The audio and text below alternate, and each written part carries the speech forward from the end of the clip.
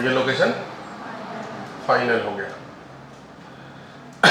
Initial point और final point को join करने वाला जो वेक्टर होता है उसी को कहते हैं रिजल्टेंट। इसका मतलब ये वाला जो वेक्टर होगा इसे हम रिजल्टेंट बोलेंगे, रिजल्टेंट। और ये जो रिजल्टेंट वेक्टर होगा वो रास्ते में जो वेक्टर आएगा उसका सम होगा, मतलब a प्लस b। ठीक है। अब ये रिजल्टेंट निकालना मैं ऑलरेडी पहले आपको सिखा चुका हूं पिछले क्लास में कि मॉड r कैसे निकालते हैं। फॉर्मूला होता है उसका मॉड a का square plus 2 mod a mod b cos theta. अब इसमें अलग अलग एंगल के लिए, अलग अलग डेटा के लिए हम लोग इसी का बहुत सारे स्पेशल केस देखे थे, पर मेन फॉर्मूला यही है रिजल्टेंट निकालने का, जो कि mod a plus mod b, मतलब a प्लस b जिसको रिजल्टेंट कहते हैं हम लोग। अब ध्यान से देखोगे तो आपको ये ट्रायंगल बनता हुआ दिख रहा है। कहाँ ध्यान है?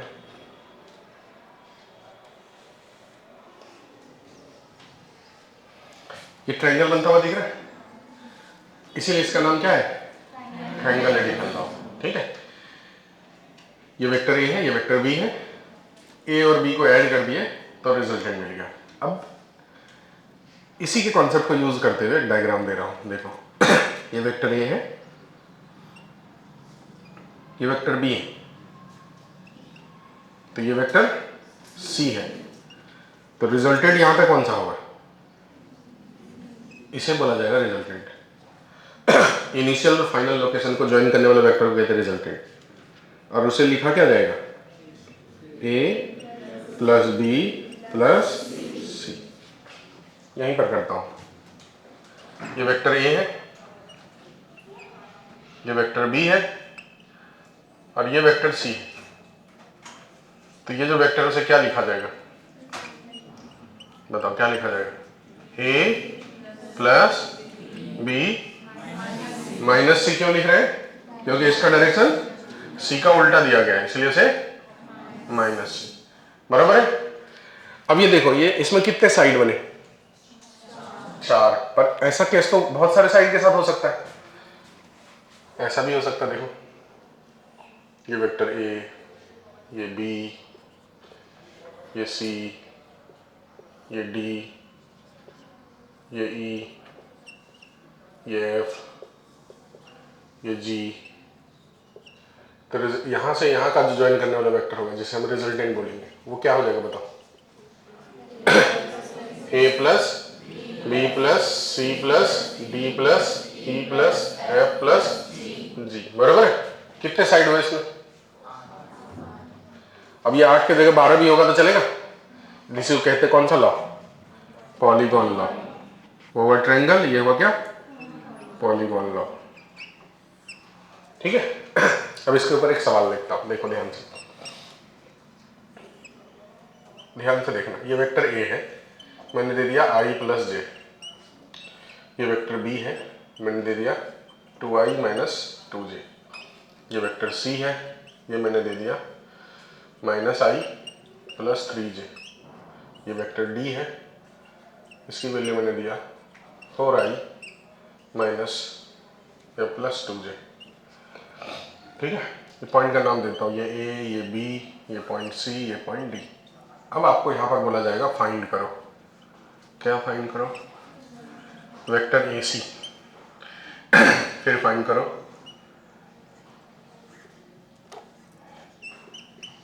Vector A D.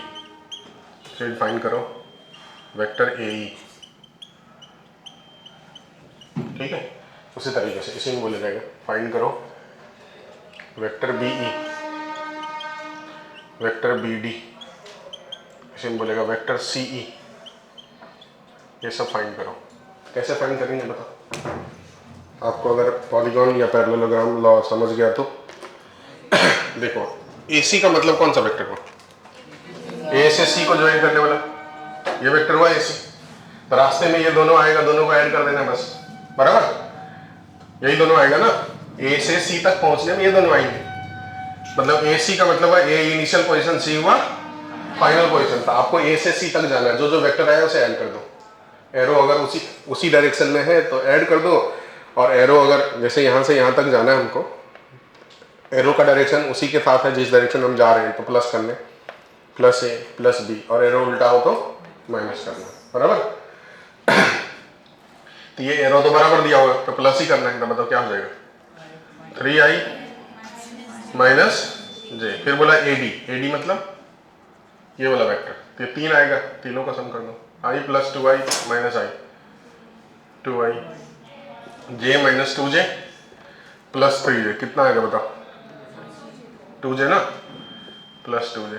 फिर बोला ए मतलब ये वाला वेक्टर, तो ये तीनों को सम कर दो, i plus 2i 3i minus i, 2i plus 4i 6i, j minus 2j तो माइनस j प्लस 3j तो 2j प्लस 2j 4j। बाकी ये तीन आपको छोड़ देता हूँ। जैसे बी ई बोला, बी ई मतलब ये वाला वेक्टर, क्या करेंगे, ये प्लस ये करेंगे, 2i minus i plus 4i 5i minus 2j plus 3j, plus j हो गया प्लस 2j 3j। ऐसे दो आपके लिए छोड़ देता हूँ जो आप बना लेंगे। समझ गए आपको? इसी को कहते हैं हम लोग पॉलीगॉन लॉ। कौन सा लॉ? Polygon law. एक एग्जांपल और करके देखो। एक ट्रायंगल बना के दिया हमारे पास, इसको बोला गया वेक्टर ए, इसको बोला गया वेक्टर बी, और इसको बोल दिया वेक्टर सी। अब इस डायग्राम पे बेस बोला कि कौन सा बात, जो नीचे बहुत सारे चीज लिख रहा हूं उसमें से कौन सा सही कौन सा गलत है। Which is या आर, कैसा, एक से ज्यादा हो सकता है, आर राइट। मैं लिख रहा हूं, देखो अभी आप लिखना मत, सोचते बस सोचना, a plus B equal to c, a plus B plus C equal to 0, a plus B equal to minus c, a plus B equal to 2c,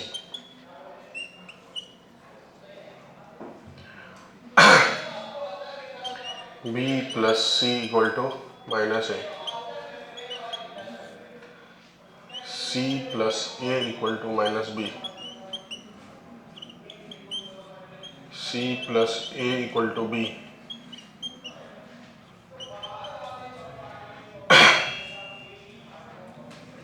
minus a minus c plus B equal to 0। इसमें से कौन सा सही कौन सा गलत है ये देखना एरो के हिसाब से। देखो पहला सही है क्या, a प्लस बी मतलब ये हो गया, b ये हो गया, a प्लस बी मतलब ये वाला वेक्टर। क्या ये वाला वेक्टर को c बोला गया डायग्राम में? नहीं ना, c तो वो वाला वेक्टर को बोला गया ना, उल्टा वाला को। a प्लस बी का मतलब ये वाला, तो ये सही। क्या दूसरा सही है? a प्लस बी प्लस सी की वैल्यू 0, क्योंकि a प्लस बी प्लस सी करेंगे तो उसी जगह पहुंच जाएंगे जहां से चले थे, इनिशियल और फाइनल लोकेशन सेम, तो दोनों के बीच का डिफरेंस 0, इसलिए ये वाला सही है। अब देखो ये वाला a प्लस बी मतलब ये वाला वेक्टर, ये वाला वेक्टर क्या हो जाएगा, माइनस सी होगा ना, c का उल्टा माइनस सी, वो दिया हुआ था। ये भी ये वाला देखते हैं, a plus B equal to 2c, गलत हो गया, होने का तो चांसेस नहीं। b plus C equal to minus है, देखो b प्लस सी का मतलब ये वाला वेक्टर, तो ये वाला वेक्टर तो a है कि माइनस a है, माइनस है, मतलब बराबर है। c plus A equal to minus b, c plus A equal to b या माइनस बी, माइनस बी, तो ये भी सही। ये वाला देखो c plus A equal to b, गलत हो गया। ये वाला देखो minus a minus C, minus a मतलब ये वाला, यहाँ से लेके यहाँ तक माइनस ए माइनस सी मतलब ये वाला, minus a minus C equal to क्या हो जाएगा बताओ, बी वेक्टर हो जाएगी, तो इक्वल टू बी वेक्टर होंगे, तो इस साइड माइनस आना चाहिए, लेकिन यहाँ पर क्या है, तो सही है कि गलत है? गलत है। बात समझ गई बात है? ट्रायंगल एडिशन लॉ का मतलब, पैरेललोग्राम का लॉ का मतलब इतना होता है। अब थोड़ा सा और आगे बढ़ाते, लिखते हैं, ये पॉलीगॉन था, पैरेललोग्राम। सबको देखो ध्यान से, तो कुल मिलाकर के एक ही बात होने वाली है, ट्रायंगल एडिशन लॉ का ही सबको सब अलग अलग तरीके से रूप है। पैरेललोग्राम लॉ में क्या कर रहा हूं मैं, ये वेक्टर लिख रहा हूं a, ध्यान देना आप, और ये वेक्टर लिख रहा हूं बी, दोनों के बीच का एंगल है थीटा। रिजल्टेंट निकालने का तरीका तो मैंने बता चुका हूं, root under A square plus B square plus 2ab cos theta. Parallelogram law में क्या बोला गया, मैंने पहले ही बताया था, किसी भी वेक्टर के डायरेक्शन को ना बदलते हुए और मैग्नीट्यूड को भी नहीं बदलते हुए कहीं भी शिफ्ट कर दो, कोई फर्क नहीं पड़ने वाला। अगर इस वेक्टर को इसके पैरेलल ही इधर शिफ्ट कर दिया जाए तो उसे भी ए वेक्टर ही बोला जाएगा, हाँ या ना। उसी तरीके से बी वेक्टर को उसके पैरेलल ही यहां शिफ्ट कर दिया जाए, इसे भी कौन सा वेक्टर बोला जाएगा, बी वेक्टर बोला जाएगा। इसमें कोई दिक्कत, ये हो गया पैरेललोग्राम, दिख रहा है पैरेललोग्राम हुआ कि नहीं हुआ बताओ, इसीलिए इसको बोलते हैं पैरेललोग्राम लॉ। अब इसमें जो रिजल्टेंट होगा वो क्या होगा बताओ, ए प्लस बी जो होगा वो कौन सा वेक्टर होगा, ये ए है और ये बी है, तो क्या ए प्लस बी ये वाला को बोला जाएगा क्या, डायगोनल को, हाँ या ना। ये जो रिजल्टेंट होगा उसे क्या बोला जाएगा, वेक्टर ए प्लस वेक्टर। इस रास्ते से जाओ तब भी वही बोला जाएगा ए प्लस बी, इस रास्ते जाओ तब भी वही बोला जाएगा बी प्लस ए, एक ही बात हुआ ना। तो डायगोनल जो होता है पैरेललोग्राम का वो रिजल्टेंट होता है। अब वो डायगोनल ने मान लो ये एंगल बनाया इसके साथ अल्फा, अगर आपको वो अल्फा जानना है, सवाल में फॉर्मूला पूछ लिया था अल्फा कैसे निकालोगे बताओ। तो मैं क्या करता हूं, इस लाइन को थोड़ा आगे बढ़ाता हूं पैर। अगर ये एंगल थीटा है और ये पैरेललोग्राम है, ये लाइन पैरेलल है, तो क्या ये एंगल भी थीटा होगा। यहां से मैं एक परपेंडिकुलर ड्रॉ करता हूं मैं,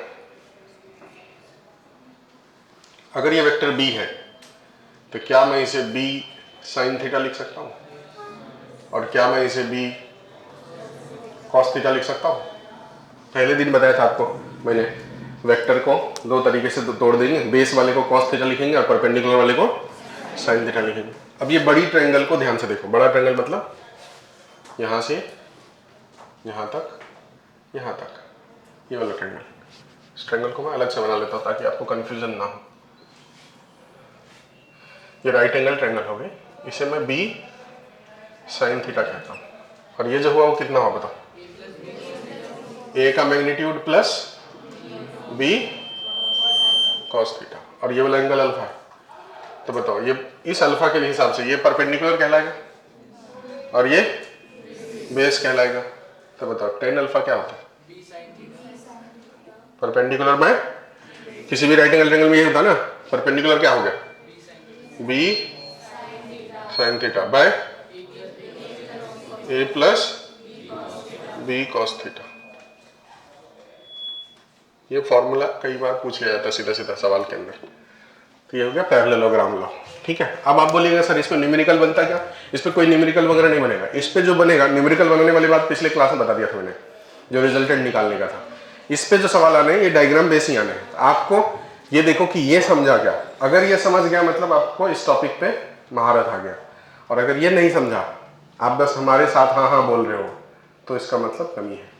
आप इस सवाल पे ध्यान दो अच्छे से। ज़्यादा डिफिकल्ट बात नहीं है, बस बात यह है कि इसमें फॉर्मूला नहीं है, थ्योरी वगैरह कोई लाइन है नहीं कि जिसको याद रख लो और सवाल बन जाएगा। इसको दिमाग लगाना पड़ेगा, समझना पड़ेगा। डायरेक्शन की बात है, और डायरेक्शन की बात समझने में थोड़ा सा IQ चाहिए, और जनरली IQ कम लोगों के पास होता है, इसलिए कन्फ्यूजन होता है, या फिर टीचर थोड़े फास्ट कर देते हैं, इस वजह से भी कन्फ्यूजन होता है। तो मैं तो अपने तरफ से प्रयास कर रहा हूँ स्लो करके आपको बताने का।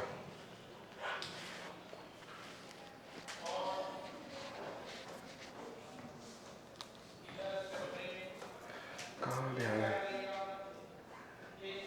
यहाँ तो कम से कम नहीं है, इधर ही है। फिर से एक बार समझाता हूँ, देखो। ट्रायंगल एडिशन लॉ मतलब ट्रायंगुलर शेप में दिखा इसलिए उसका नाम है triangle addition law. Polygon shape में दिख रहा है इसलिए उसका नाम है पॉलीगॉन लॉ, और पैरेललोग्राम शेप में दिख रहा है उसका नाम पैरेललोग्राम लॉ। बट एक्चुअली में कुल मिलाकर के समझो तो एक ही बात है। इनिशियल पॉइंट फाइनल पॉइंट को ज्वाइन करने वाले वेक्टर को रिजल्टेंट कहते हैं, यही कुल मिलाकर के मतलब निकलता है, ठीक है। अब इनिशियल और फाइनल पॉइंट को ज्वाइन करने वाला वेक्टर अगर लिखना हो तो वेक्टर वाले रास्ते से चलो, जो जो रास्ते में है सबको ऐड कर देना। जैसे यहाँ 3 ट्रायंगल वाला है तो यहाँ से लेके यहाँ तक को रिजल्टेंट बोलेंगे और उसे लिख दिया a प्लस बी। यहाँ 4 है तो इनिशियल से फाइनल को रिजल्टेंट बोला, ये हो जाएगा तीनों का सम a प्लस बी प्लस सी। यहाँ पर c को पलटा के लिख दिया तो इसलिए a plus B plus minus C लिखना पड़ा। यहाँ बहुत सारे ले लिया मैंने तो रिजल्टेंट जो लिखा वो रास्ते में जितने वेक्टर आए सबको ऐड कर दिया। ठीक है, यहाँ पर मैंने ऐसे वेक्टर ले लिया, सब वेक्टर का डेटा लिख दिया आपको और अलग अलग पूछा वेक्टर निकालने, मैंने बनाया ए सी ए डी ए ई। ए सी मतलब ए से सी तक ज्वाइन करने वाले वेक्टर। लिखने का तरीका, ये वेक्टर प्लस ये वेक्टर ऐड करके मैंने इतना लिखा। फिर बोला ए डी तो ये तीनों वेक्टर का सम किया। फिर बोला ए ई तो ये चारों वेक्टर का सम किया। फिर बोला बी ई तो ये तीनों वेक्टर का सम करके यहाँ लिखा। फिर बोलेगा सी ई तो ये दोनों वेक्टर का सम करके लिखना पड़ेगा। फिर बोलेगा बी डी तो ये दोनों वेक्टर का सम करके लिखना पड़ेगा, जो कि आप लिख लोगे। वो दो आपके लिए छोड़ा मैंने। ट्रायंगल में ये वेक्टर ए है, ये वेक्टर बी है, ये वेक्टर सी है। अगर ट्रायंगल ऐसा, ट्रायंगल क्या ऐसा भी, ये रेक्टेंगल वगैरह में भी आपको ऐसा दिया जाए, ये वेक्टर ए, ये वेक्टर बी, ये वेक्टर सी और ये वेक्टर डी, तो क्या होगा यहाँ पर बताओ?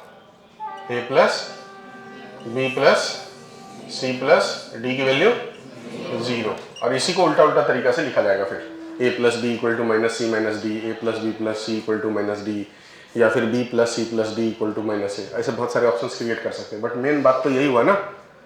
ऐसे एक डायग्राम मैंने बना दिया, देखो इसको वेक्टर ए बोला, इसको वेक्टर बी बोला, इसको वेक्टर सी बोल रहा हूँ, इसको वेक्टर डी बोल रहा हूँ। तो क्या बोला जाएगा? A plus B minus C minus D equal to 0। कुल मिलाकर के ये मतलब हुआ, ये मेन बात हुआ। अब इसको फिर उल्टा पुल्टा करके आप लिख लो, A plus B equal to C plus D, या A plus B minus C equal to D, या A plus B minus D equal to C, या B minus C minus D equal to minus A. ऐसा कुछ भी बोल सकते हैं ना। फिर जो लेफ्ट में रहेगा वो लेफ्ट में, और कुछ एक टर्म को राइट में लेके चले जाएंगे, या एक टर्म को लेफ्ट में बाकी टर्म को राइट में। तो ये लॉजिक आपको समझना चाहिए आपको, बस आप देख लो इस लॉजिक को। जैसे ये वाला में A plus B equal to C तो नहीं होगा, A plus B equal to actually में ये वेक्टर होगा, तो जो सी के उल्टा में है तो इसलिए माइनस सी होगा, मतलब ये वाला होगा कुल मिला करके। उसी को यहाँ पर ऐसा लिखा गया। अब इसी बात को चाहो तो ऐसा लिख सकते हो, इसी बात को चाहो तो आप ऐसा लिख सकते हो, B plus C equal to minus A. इसी बात को चाहो तो ऐसा लिख सकते हो, C plus A equal to minus B. इसी बात को चाहो तो ऐसा लिखा जा सकता है, A plus C equal to minus B, या B plus C equal to minus A, या फिर A plus B equal to minus C. कुछ भी लिखा जा सकता है, पर मेन बात यही हुआ डायग्राम देख करके, ये लाइन मेन हुआ। अब पैरेललोग्राम लॉ क्यों कह रहे हैं? क्योंकि पैरेललोग्राम बन रहा है, ए के पैरेलल ए शिफ्ट कर दिया, बी के पैरेलल शिफ्ट कर दिया। रिजल्टेंट जो होगा पैरेललोग्राम का डायगोनल जो होता है वही रिजल्टेंट होता है, वो ए प्लस बी की वैल्यू होती है। और ये एंगल बोला जाए तो एंगल निकालने के लिए मैंने परपेंडिकुलर और ये बेस लिखा, अलग से ट्रायंगल बनाया, उसमें टेन थीटा का कंसेप्ट लगा, tan theta perpendicular by base होता है, बस वो रख दिया। बराबर, चलो लिखो ये पूरी बात।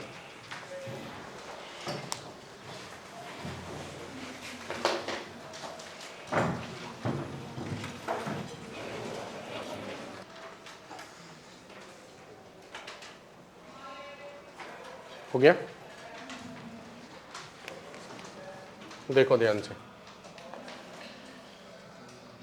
मान लो इधर मैंने 10 न्यूटन का फोर्स लगाया और इधर भी 10 न्यूटन का फोर्स लगाया, तो रिजल्टेंट कितना हो गया? ये दोनों मिलाकर रिजल्टेंट कितना हो जाएगा? 0। तो इसमें कितने वेक्टर लगे? ये लीनियर है कि नॉन लीनियर? लीनियर। इस तरीके से देखो, ऐसे 3 वेक्टर लगाए, मान लो ये 10 न्यूटन, ये भी 10 न्यूटन और ये भी 10 न्यूटन, और ये एंगल 120 डिग्री है, ये भी 120 है और ये भी 120 है। तो बताओ इसका रिजल्टेंट कितना आ जाएगा? 10 होगा या 0 होगा? सोच के बताओ, 10 होगा या 0 होगा? पहले किसी दो को देख लो, जैसे ये दो को देखो, दोनों की मैग्नीट्यूड बराबर है, दोनों के बीच का एंगल, तो रिजल्टेंट 1 के बराबर होगा, मतलब 10 ही होगा रिजल्टेंट, ये दोनों का मिला के। और वो किधर होगा?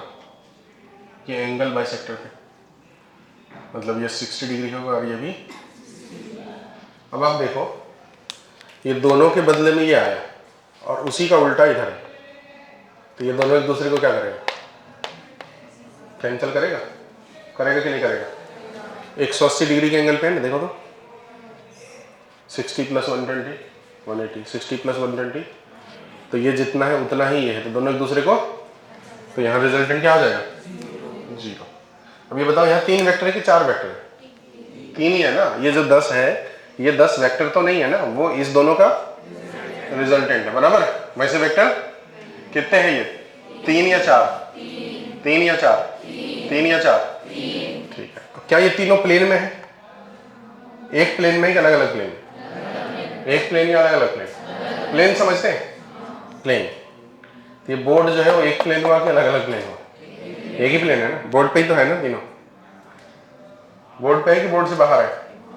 तीनों बोर्ड में ही है, तो इसका मतलब ये एक प्लेन में है। जब कोई एक प्लेन में होता है उसे बोलते हैं कोप्लेनर। क्या बोलते हैं उसे?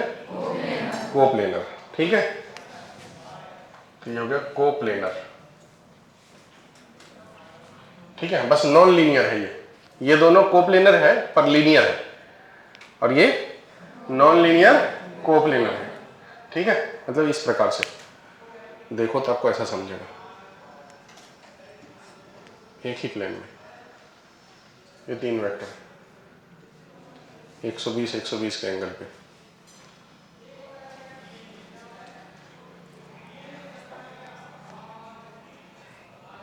एक प्लेन ड्रॉ करो जिसमें तीनों मिलेगा ना, इसलिए इसे क्या बोलते हैं? कोप्लेनर।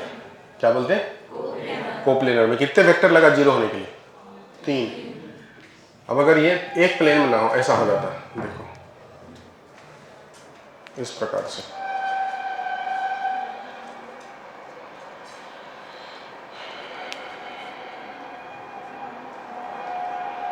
ऐसा,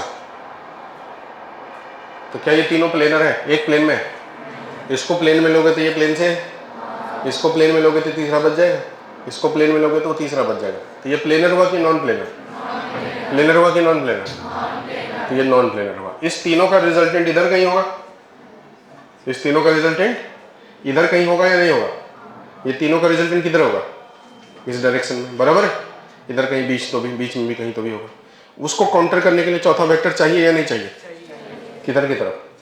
पीछे की तरफ, बराबर। तो अब नॉन कोप्लेनर में कितने वेक्टर लगेगा 0 होने के लिए? 4। आपको ये सवाल पूछा जाएगा, कभी आंसर 2 होता है, कभी आंसर 3 होता है, कभी आंसर 4 होते हैं। ठीक है, कब 2 होते हैं? लीनियर में मिनिमम कितने वेक्टर चाहिए 0 होने के लिए? लीनियर में मिनिमम कितने वेक्टर चाहिए 0 होने के लिए? कोप्लेनर में मिनिमम, और नॉन कोप्लेनर में मिनिमम 4, बराबर है। ठीक है, लिखो स्टेटमेंट, लिखो minimum vector required for 0 resultant, minimum vector required for 0 resultant is, पहला लिख लेना ऐसा, लीनियर में 2, दूसरा लिख लेना कोप्लेनर में 3, और तीसरा लिखना नॉन कोप्लेनर 4।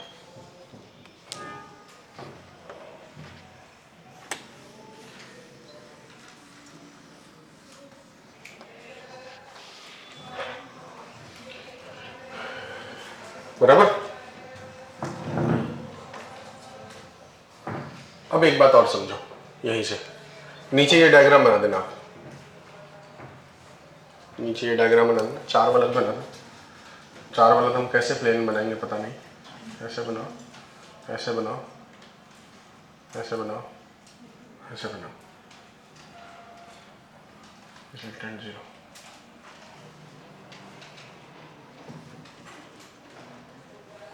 हो गया डिजाइन वगैरह बना करके? ठीक है, अब देखो एक चीज, यहां दोनों वेक्टर के बीच का एंगल कितना है? तो ये 180 360 में 2 से डिवाइड करने से आएगा। यहां वेक्टर के बीच का एंगल कितना है? कैसे आएगा? 120 360/3। रिजल्टेंट यहां मिलेगा कितना? 0। यहां भी कितना? मैं 4 वेक्टर लेता हूं, देखो इधर 10, इधर भी 10, इधर भी 10, और इधर भी 10। रिजल्टेंट कितना मिलेगा? कितना मिलेगा बताओ? 0 मिलेगा। ये इसको कैंसिल करेगा, और ये इसको कैंसिल करेगा, नेट वैल्यू क्या हो जाएगी 0। ये एंगल कितना है, ये भी कितना, ये भी कितना, ये भी कितना, ये 90 आया कैसे, 360/4 कर 8 ले लेता हूँ, सब फोर्स बराबर 10 न्यूटन, सब की वैल्यू एक ही है, जो भी है 10 है या 5 है 4 है, जो भी हो सेम वैल्यू। ये एंगल कितना हो गया, ये भी, ये सब भी 45 बराबर। इसका भी रिजल्टेंट क्या मिलेगा, ये इसे कैंसिल करेगा, ये इसे कैंसिल करेगा, ये इसे कैंसिल करेगा, ये इसे कैंसिल करेगा, नेट वैल्यू 0। हम ये कहना चाहते हैं कि अगर किसी पॉइंट पे n नंबर ऑफ वेक्टर लगे, समझ, अगर किसी ऑब्जेक्ट पे n नंबर ऑफ वेक्टर लगे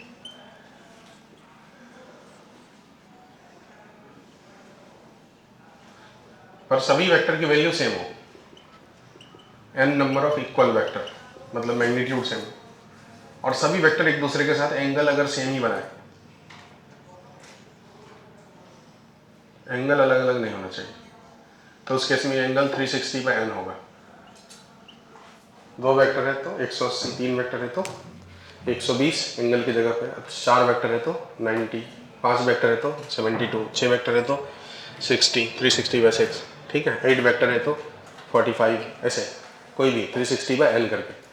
मतलब अगर n नंबर ऑफ वेक्टर है, n ऑड हो या इवन, देखो दो वेक्टर इवन नंबर है दो, और यहाँ 3 वेक्टर, 3 ऑड नंबर है कि इवन नंबर, ऑड नंबर है, तो इवन नंबर रहे या ऑड नंबर रहे इस बात से लेना देना नहीं है। अगर किसी ऑब्जेक्ट के ऊपर n number of vector equal vector लग रहा है और सभी वेक्टर एक दूसरे के साथ बराबर एंगल पे है, तो रिजल्टेंट की वैल्यू 0 होगी, चाहे वो 4 वेक्टर हो या 40 हो या 4000 वेक्टर हो, कितने भी वेक्टर हो कोई मतलब नहीं रहेगा, रिजल्टेंट क्या मिलेगा।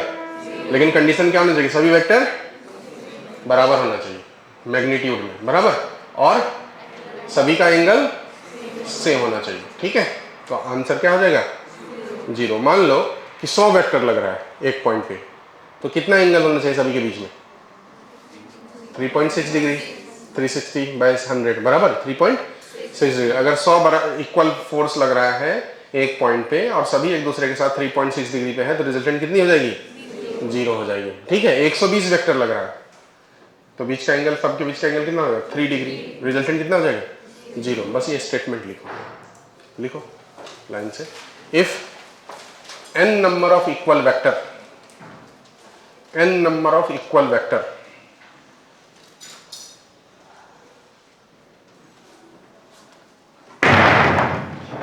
n number of equal vector act on same point and makes equal angle with each other and makes equal angle with each other, then resultant must be 0। एक बात और समझते हैं, अभी हमने वेक्टर को रिजॉल्व करा, जैसे मान लो ये वेक्टर 10 न्यूटन है और ये एंगल मैंने 30 दिया, तो बताओ ये इसको क्या लिखूंगा, बताओ 10 cos 30 की sin 30, और इसे क्या लिखूंगा 10 sin 30, समझा क्या बात है। तो बताओ कि कोई वेक्टर को कितने पार्ट में रिजॉल्व किया जाता है, कितने में रिजॉल्व किया मैंने, एक की दो, एक या दो, एक या दो ना, दो वेक्टर में रिजॉल्व किया किसी वेक्टर को, ठीक है। अब ये प्लेन में है कि स्पेस में, प्लेन में, तो आपको ये बात पूछा जाएगा कि प्लेन में किसी वेक्टर को कितने पार्ट में रिजॉल्व कर सकते हैं, तो आंसर कितना है, लेकिन स्पेस में पूछा जाएगा तो इनफाइनाइट हो जाएगा। जैसे मान लो ये वेक्टर है, इसे हमको रिजॉल्व करना है स्पेस में किसी भी डायरेक्शन में, अगर इसके अक्रॉस हमको रिजॉल्व करना है तो एक कंपोनेंट ही हो जाएगा, एक कंपोनेंट ही हो जाएगा। फिर मान लो कि इसके क्रॉस छोड़ के इसके क्रॉस करना है तो एक कंपोनेंट ही हो जाएगा, उसका वर्टिकल ऐसा हो जाएगा। फिर मान लो एक ऐसा लाइन है, इसके क्रॉस करना है तो एक कंपोनेंट ही हो जाएगा, एक कंपोनेंट ही हो जाएगा। कोई और लाइन है, अब लाइन तो इनफाइनाइट हो सकते हैं ना, एक पॉइंट पे कितने लाइन हो सकते हैं, इनफाइनाइट लाइन हो सकता है। अगर प्लेन का कंडीशन नहीं है स्पेस में, तो स्पेस में कुछ भी हो सकता है, तो इसलिए कितने पार्ट में रिजॉल्व किया जा सकता है वेक्टर को, इनफाइनाइट। तो आपको ध्यान रखना, सवाल पूछा जाएगा, आपने कल सीट देखे होगा कहीं ना कहीं सवाल कि किसी भी वेक्टर को कितने पार्ट में रिजॉल्व किया जा सकता है। सिर्फ मेरे ही क्लास में लाइक नहीं रहती क्या, किसी वेक्टर को कितने पार्ट में रिजॉल्व किया जा सकता है? आंसर है 2 और आंसर है इनफाइनाइट। पर कब 2 है और कब इनफाइनाइट है? जब बोलेगा कि प्लेन में कितने पार्ट में रिजॉल्व किया जा सकता है, आंसर क्या है? स्पेस में कितने पार्ट में रिजॉल्व किया जा सकता है? इनफाइनाइट। लिखो ये statement, any vector can be resolve, any vector can be resolve, पहला number, in plane 2 part, in space infinite part. दोनों को एक ही लाइन में लिखा दिया मैंने, इन प्लेन 2 पार्ट, और दूसरा इन space infinite part, infinite part. ठीक है?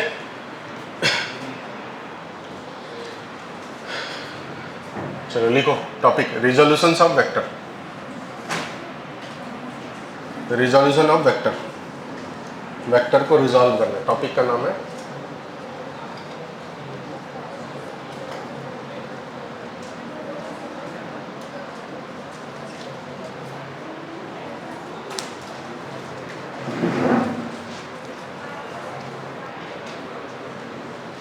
देखो 2-3 सवाल मैं बनाता हूं, आप बस समझो।